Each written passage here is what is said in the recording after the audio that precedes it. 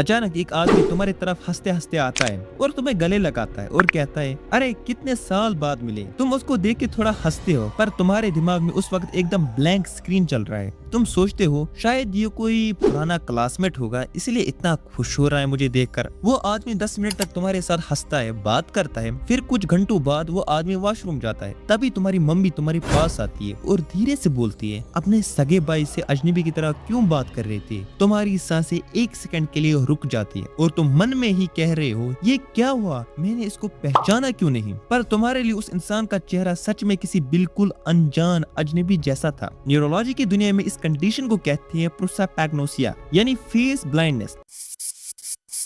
एक ऐसी डरावनी सिचुएशन जहां इंसान चेहरे पहचानने की एबिलिटी पूरी तरह खो देता है। इस तरह के लोग कभी कभी शीशे में देखकर अपना खुद का चेहरा भी पहचान नहीं पाते। अब दिमाग में एक कॉमन सवाल आता है, क्या इनकी आंखें खराब होती है, क्या इन्हें धुंधला दिखता है?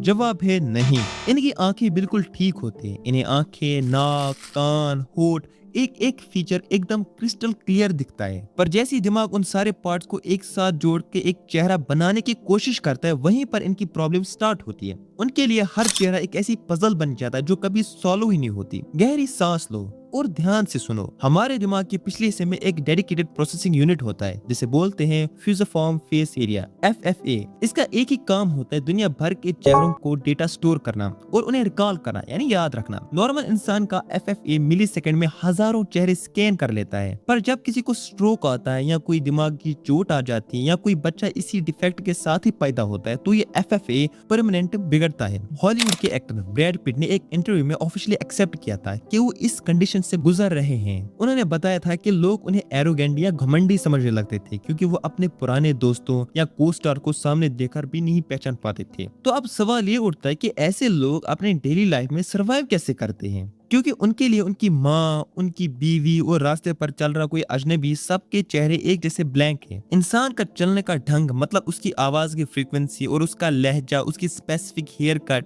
या बालों का रंग और वह स्पेसिफिक चीजें जो वह हमेशा पहनता है, जैसे कोई खास चश्मा या रिंग। अगर इनका कोई अपना सगा दोस्त अचानक अपना हेयर स्टाइल बदल ले या अलग स्टाइल के कपड़े पहनकर इनके सामने आ जाए, हे बड़ी कैसे हो, तो ये उसे पहचान ही नहीं पाएंगे। सोचो ये कितना खौफनाक होगा, एक ऐसी दुनिया में जीना जहाँ तुम रोज अपने परिवार के साथ वक्त बिताते हो, पर अगली सुबह उठते ही उनका चेहरा तुम्हारे लिए एक नया अजनबी चेहरा बन जाता है। इससे पता चलता है कि हमारे दिमाग कितना कॉम्प्लेक्स फंक्शन बिना बताए बैकग्राउंड में चलाता रहता है।